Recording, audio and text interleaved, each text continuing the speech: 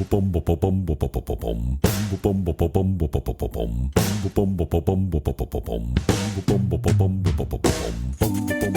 Monday and welcome to the Weekly Noodle, the official podcast of Spaghetti Records. Each week we feature a different Spaghetti Records recording artist and give you a look behind the scenes at the writing, recording, and creative process.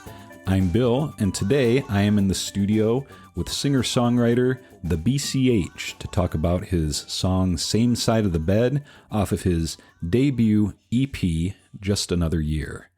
How's it going, BCH? It's going swell and peachy. Awesome. Swell and peachy. That's good. Although, when I listened to this track, the place you were in writing it were things maybe not so swell and peachy? Yes, whatever the opposite of peachy and swell is, that's probably where I was at. Yeah, sure. Yeah, but it's good for art. Yeah, no, it is. And if you can take those times and those places in life and turn it into good art and good music, then I suppose you're doing pretty well. It is a cool track. It seems to be a breakup song, if I can be so bold as to suggest that, right? Okay, and sort of thematic with this EP, which I've kind of enjoyed watching the whole EP, this song, but all the songs off Just Another Year take shape. Enjoyed kind of being a part of the process and there for a lot of it as you were working on it. Recorded in Blue Room Studio in Detroit, correct? Yeah, right? No place like it. Right. Which is sort of, in some ways, the birthplace of Spaghetti Records and so many cool projects that we feature on the Weekly Noodle.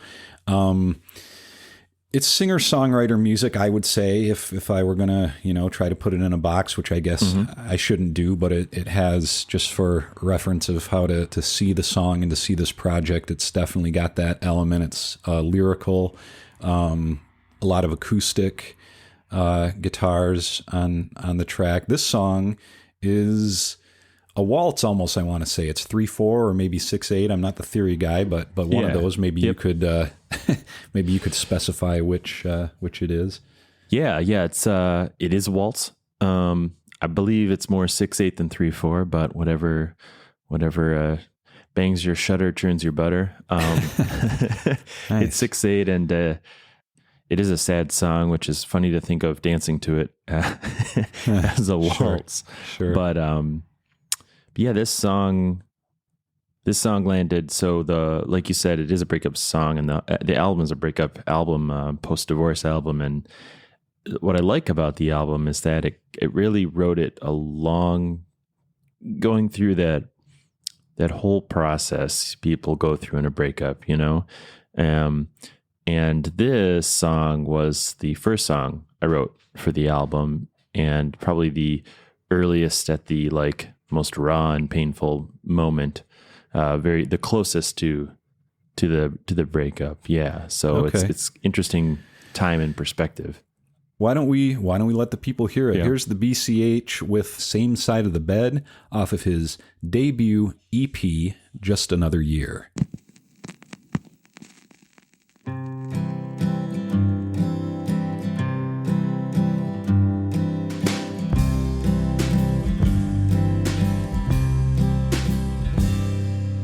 I'm sleeping on the same side of the bed,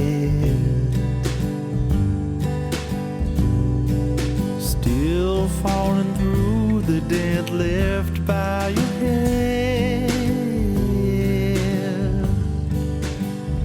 but it's fading, yes it's fading, and I feel just like I'm fading.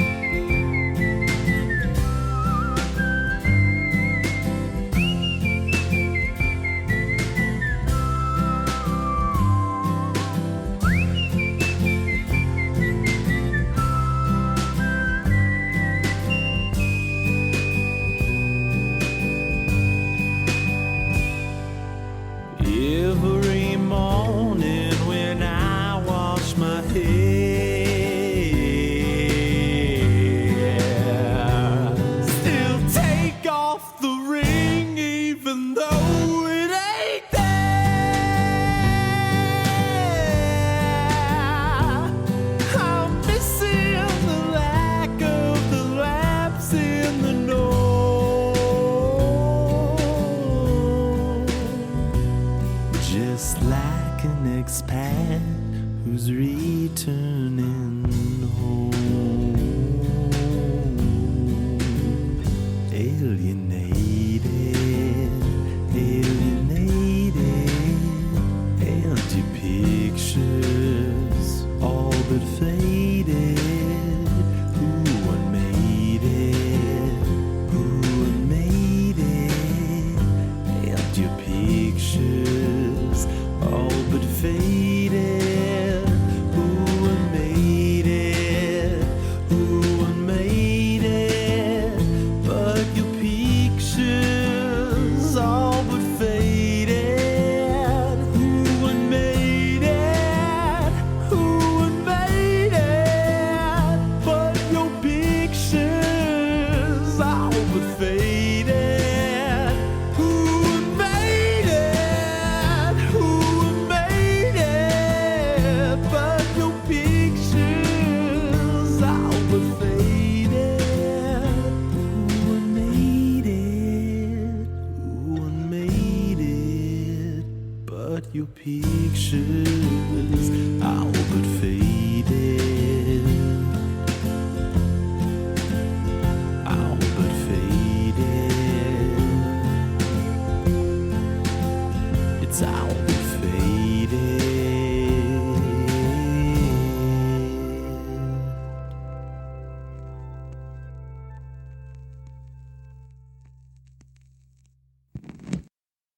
So the song, the lyric really grabs you right from the start. I'm sleeping on the same side of the bed, still falling through the dent left by your head. Yeah. And that line really, boy, it's the whole genesis of the song is this idea that sleeping on the same side of the bed as you would, when you have a partner next to you. And if you don't, then you're sort of accepting the finality of the relationship ending. And so, sleeping on that same side, everything's the same. It's sort of like your back literally facing to the other side of the bed and then back facing to the reality of the end of things. And if you rolled over onto the other side of the bed, falling through the dent left by your head, it's this idea of being a little and not ready to face and in denial. And if I just lay with my back and sleep on the same side, then nothing's changed. But Sure. clearly Wow. that's not the case. Yeah. Okay. Well, that's powerful, and like I said, it kind of grabs you right from the start. Don't really waste any time with this track. We just kind of dive right into it. No, I got to get to the whistle solo. I just got to be economical and get right to that as quickly as possible. And not only just the opening line of the song, really it's the opening line of the album. It's the first time we hear your voice. So it kind of just sets up the whole project for us as we listen, beginning to end. Yeah. It's it really tells you what you're in for. Sets the tone. At least in the beginning of the album, the tone does arc towards the more hopeful by the end. Sure. And another lyric that caught my ear and stood out to me was, and forgive me if I get it wrong, but I think it's, I'm missing the lack of the lapse in the norm, just like an expat who's returning home. A couple things about that maybe you could speak to. First of all, just the description of feeling like an expat returning home. I thought that's just really good poetry. I mean, there's just a feeling conveyed in that line that I really like. And the second part of that whole lyric is that I have to sit and think about it. I'm missing the lack of the lapse in the norm. That one almost, just to interpret it, you got to think for a second, the lack of the lapse. I don't know. The whole thing flows together nicely though. What, can you speak to that at all? Yeah, it's kind of a two-parter. I guess the first part about the expat returning home, they're both touching on the same feeling of feeling foreign to yourself and sort of your daily norm and the norms of your life being disrupted. I'm not an expat, but I could imagine putting myself in the place when you leave your home country but then you sort of have your new life and returning home. It's return to the familiar, but yet at the same time you've been changed. And so even though you might be returning to who you were before a relationship, you've been changed by it, and your home may now seem somewhat foreign to you. Sure. Yourself may not, you may seem foreign to yourself. That was kind of the idea. And then the missing the lack of the lapse of the norm. Nice tongue twister. That one is hinting at the same thing, sort of feeling unsettled in the moment where you're not really sure what your norm is, in that period where everything has just been so radically changed, and you're trying to rebuild your life and who you are and what's normal for you. And so there's no real lapse of the norm. Boy, I think that line is so puzzling. I don't even understand it, but that's the idea that was trying to relay, is just a feeling of, it's nice to have a routine. It's nice to have things you can depend on and a norm. And when it's all disrupted, it's like, boy, I wish I felt like things weren't going normal. I don't even know what normal is. Yeah. Well, yeah, there's a lot in those couple of lines. It's cool. So when you wrote the song, had you already conceived that there would be a whole project, an EP that was thematic around that? Or did this song, once this one was down, it kind of just became, okay, we need to do more? It was that. It was just, I wrote it at the moment. It was cathartic and what I, kind of needed to do. And once I wrote it, I thought, this is, I think I continued along that path of kind of catharsis and writing songs for what I was feeling and going through at the time. But after the next one I wrote, I really sort of came to appreciate that as I was writing them, they were these chapters in that grieving process. And it would be really cool to have an album that sort of catalogs that. And listening to this track compared to like the last track of the album is a very big change in emotional tone and the message. So kind of neat in that way. Yeah. Yeah. So this song really kind of gave birth to the whole project, and it kind of flows chronologically in a way as you were working through things. Yeah. Yeah, exactly. Cool. Very cool. Well, like I said, I like the song. I like the instrumentation. The acoustic is great. I like the drumming and the bass. One thing I have to mention is the whistling.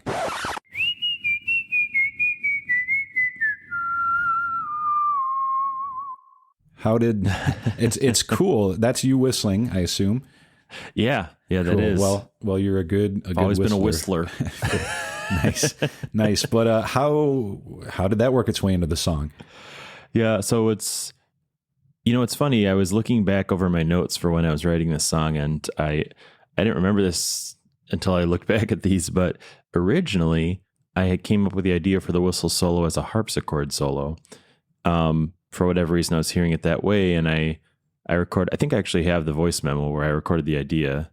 Oh, you have the actual, recording to yourself, record this before I forget it sort of thing? Oh, I got so many of these. I must sound schizophrenic or something, but we all do. When you write music, you end up with some interesting audio files.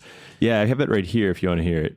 Yeah, why don't we let the people hear it? Here's the BCH with the genesis of the whistling solo played on acoustic guitar. Over that F part with delay, perhaps an electric guitar, you can have this run over the F to C.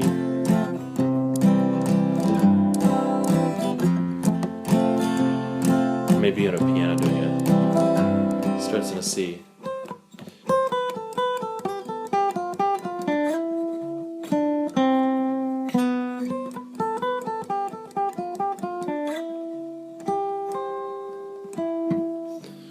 So it's, all kind of a run down the scale.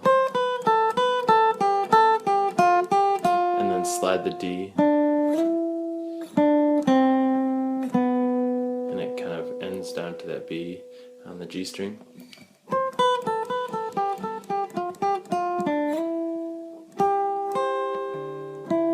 that's just up the arpeggio of the C bar to D.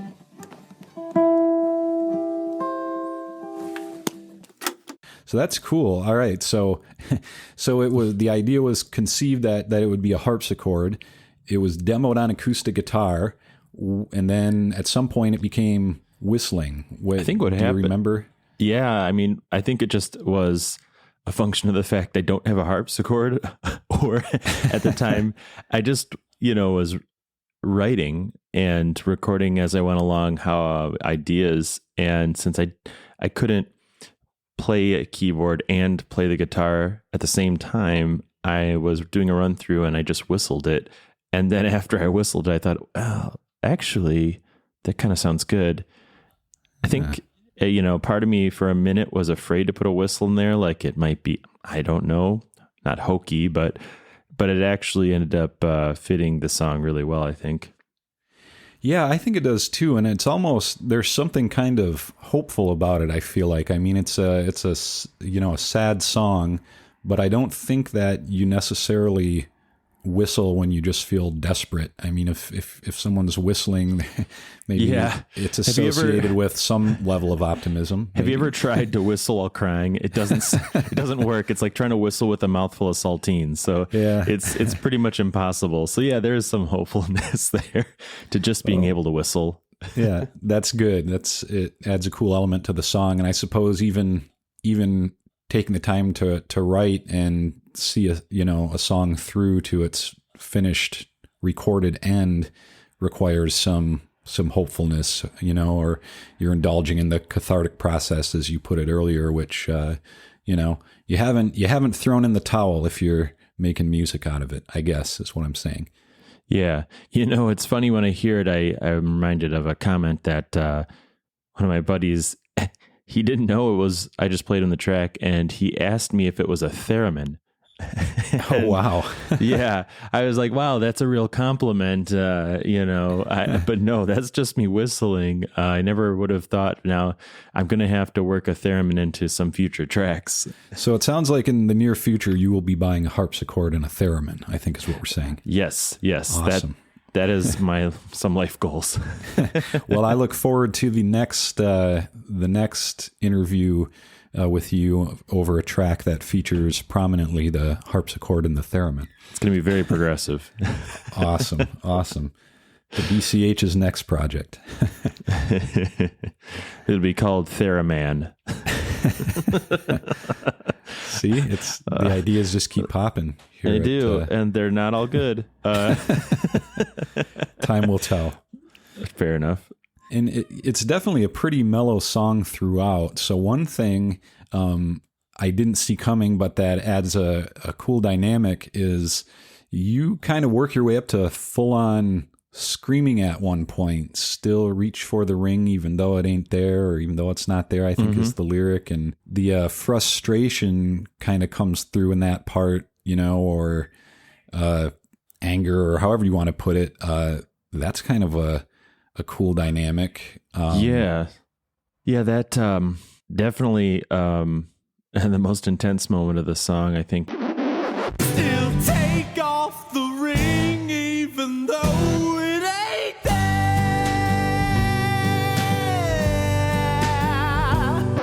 But it the whole song is about like right after a break of kind of dealing with the changes in your life, after you're so used to, the daily with someone else as part of part of your everything, your day-to-day life, and the little routines. And this was, of course, referring to wedding ring, and kind of going to take it off, but you're not wearing it anymore. And I don't know if the yell it's interesting because it's a lot of my favorite singer-songwriter, or some of that, when you can hear the real human emotion in their voice, the visceral, the rawness, and it has to be used tastefully. If I sang the whole song like that, it probably wouldn't have the same effect. Sure.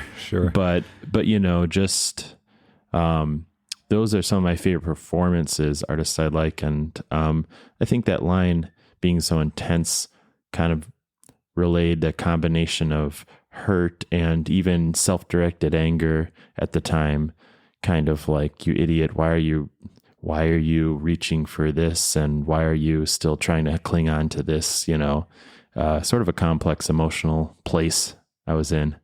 Yeah, and it's definitely, something like the loud soft, or going from singing to screaming. It's something that's been done to good effect before. Of course, guys like Frank Black or Kurt Cobain, but I'm not so used to hearing it on an acoustic track like this. It was definitely a cool dynamic. Yeah. I mean, it's pulling in some of my other influences, sneaking in there. Yeah, very cool. All right, well, that's a wrap for this week. Thank you for tuning in to The Weekly Noodle, the official podcast of Spaghetti Records. Join us next week for more behind-the-scenes action. Until then, I'm Bill, and keep it saucy, Noodleheads.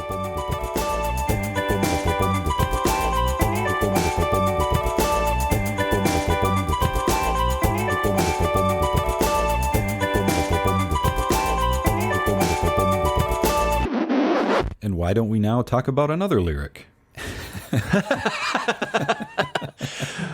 Why don't I show you one of my masterful segues? The Weekly Noodle is the official podcast of Spaghetti Records. All audio materials herein are hereby property of Spaghetti Records and relevant subsidiary parties. Trademark, copyright, secret recipe. Unauthorized duplication of authorized noodles is uncouth, rude, and generally frowned upon. The Weekly Noodle is made possible through listeners like you.